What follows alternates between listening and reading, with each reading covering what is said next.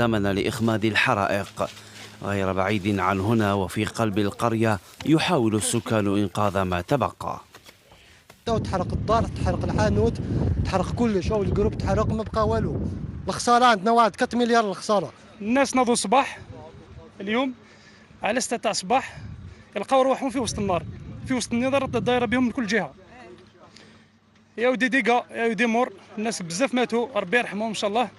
إلى جانب البويرة تشهد ولايتي بجاية وجيجل أعنف حرائق في الجزائر أججتها رياح شديدة، ليتم تسجيل ما مجموعه 97 حريقا في 16 ولاية من البلاد تمددت إلى المناطق السكنية، حيث تم إجلاء 1500 شخص مهددين بالنيران.